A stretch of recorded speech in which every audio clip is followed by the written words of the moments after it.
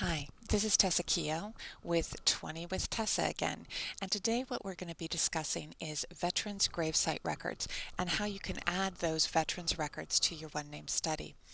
And the way that this came about was that on the Guild website, an individual who happens to live in France had offered to look up and photograph the grave sites of various veterans at a couple of memorials that he was going to be visiting during the summer months. And the only thing that he asked was that if you had a particular veteran's gravesite that you wanted photographed, that you provided him with the information of where it was located. And he gave us the website so that we could look up this information ourselves. And this is a little bit similar to the marriage challenge that the Guild engages in that someone tells you that they have a record data set that they're willing to take a look at if you give them the information so that they can easily find those records. With a marriage challenge, this type of information is found in an index to the marriage records, and it'll give you a volume and page number. With the gravesite records, these things are done through a location system.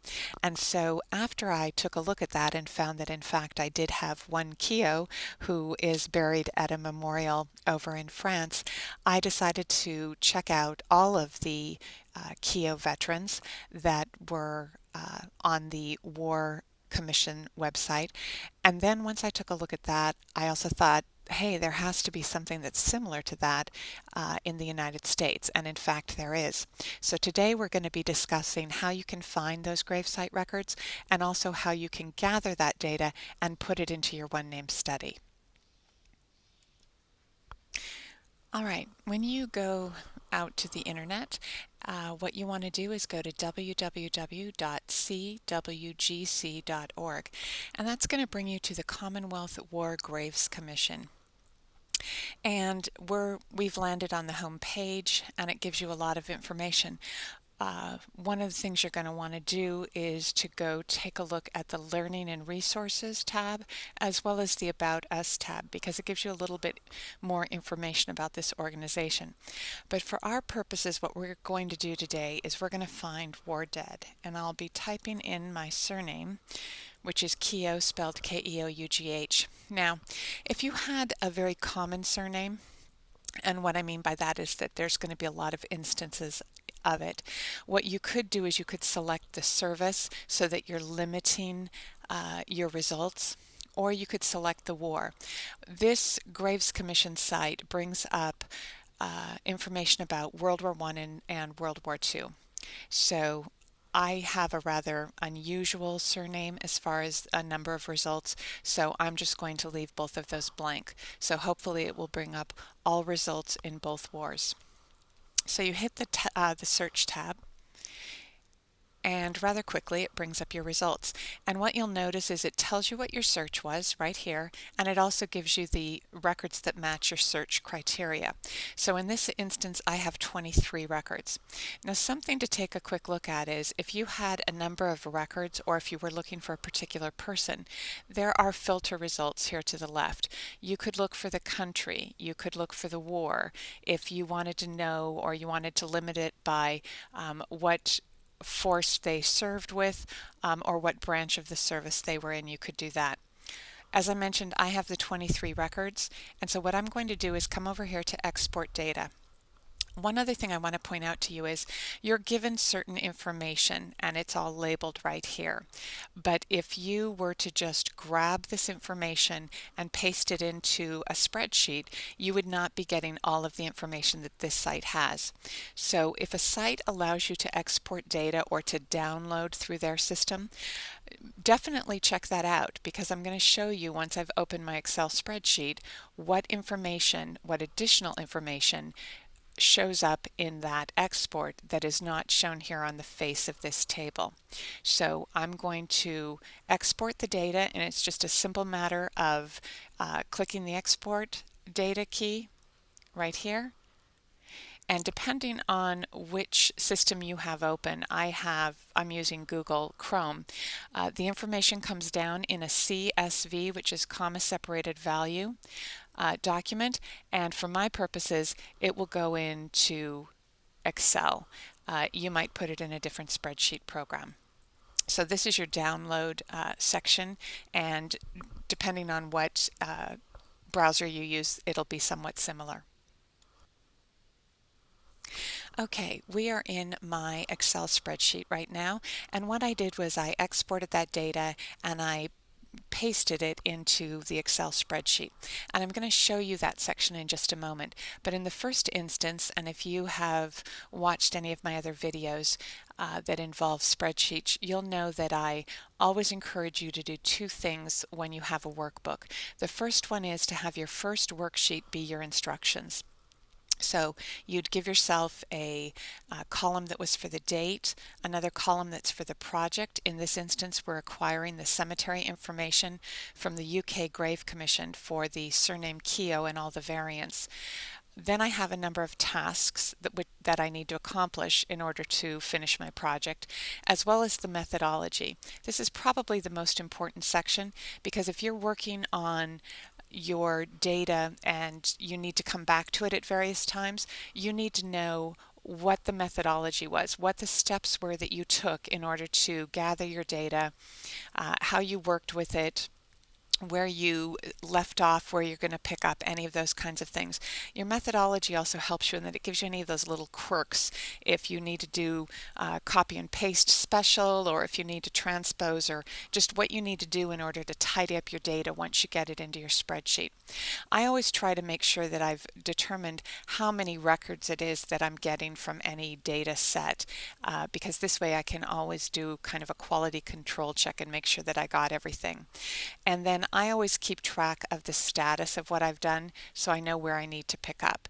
And then if I finish something, I can tell that, I've gotten check marks all the way through. Obviously here I haven't finished this project, so I still have some more steps to take.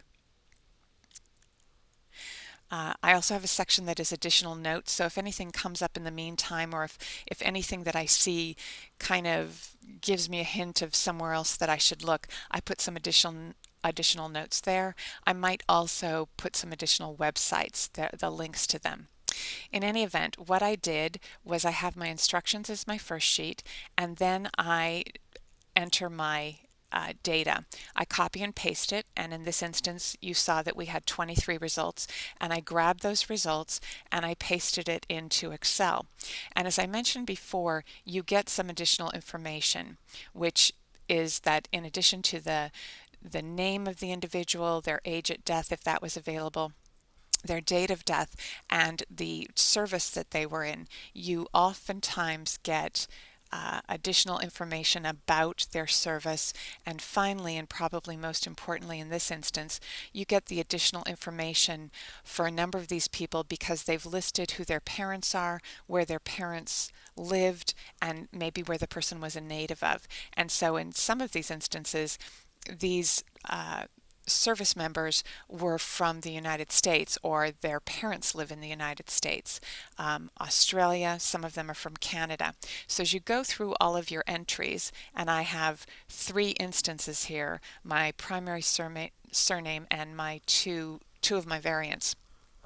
2 of the variants that I work with all the time had no search results when I came back. There were 0 people with that surname, so I only have these 3 sheets to work with. And as you know, I always take all of my information and put it into a complete spreadsheet that is what I call my clean spreadsheet, and I color code it red so that I'm not playing with it anymore, because if I ever did need to go back to it for any purpose, I don't need to go back to the original records. I have all of the records in numerical order there, and then I copy and paste that. I copy, and all you have to do there is say that you want to make a copy of that spreadsheet. I move it to the end, and then I'm able to have what I call a play reel, and I color code that one green, and this is the one that I can sort and filter, or find and replace, or add additional columns to if I want to find out additional information. And what I did with this one is I've left it in numerical order right now, and I have all of the entries in surname order, as you can tell. And what I went ahead and did was I added a birth year, because if you have a date of death for someone and you have an age at death, you can put the formula in to get their estimated birth year. Now, realize that that's not, marked in stone or anything, but it gives you an idea of where you could start looking if you wanted to look at, for instance, birth records, or if you wanted to look at census records. You would know that this individual is going to be on any of the censuses after a date of 1926. So depending on the country they're from, and in most of these instances it's England, Wales, Canada, Australia, in those instances you're going to be looking at a census that is going to be 1931. I think Canada has some that are on the 6th, 1911, 1916, that type of thing.